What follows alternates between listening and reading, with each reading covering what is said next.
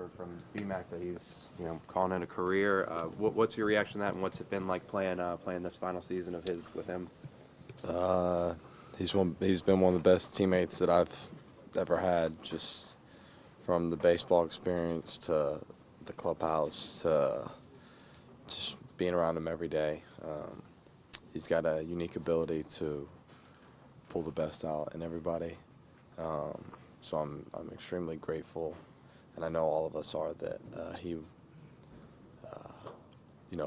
chose to come back home and be a part of this. I'm sure growing up as a youngster, you watched him just to get a chance to play alongside of him. Was that something you'll take with you going forward? Yeah, I mean, like I said, there's so many lessons to be learned from a guy like him. He's one of the best to do it, and there's just so many things that he does for us away from being actually on the field that make such a lasting impact on you. That first inning, can you explain from your vantage point? It just seems surreal what was happening in just a matter of moments. Yeah, pretty much just worst nightmare coming true. Just things that completely went their way, and a lot of what-if scenarios, and unfortunately, that's how this game goes sometimes. But there, still can be a lot to be learned from it. Everybody talks about a complete 9-inning game. When you're double-digit hole after just one inning, it's just hard to keep going and getting after it. Yeah, I mean, we still try to compete to the end. Just continue to fall short. Inning after inning.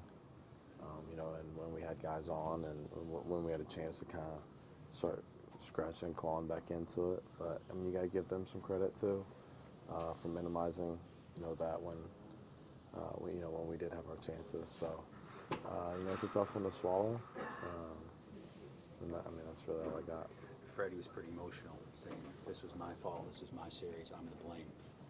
You know him pretty well. How long will it take, if ever, for him to get over this? Well, first of all, I think we would all agree that he takes ownership over his play, as we all do, but this doesn't come down to one hitter. It doesn't come down to one player. It doesn't come down to one specific instant. We're a team. We ride or die together. We win and lose together. We had so many different opportunities that we just didn't grasp, and I think that you hate to say it, but going forward could be a huge blessing for us. We don't know the reason right now, but that's kind of the best way to look at it. He's tough on himself. He expects to be great, and he is great. But at the same time, no one's placing blame on him for anything.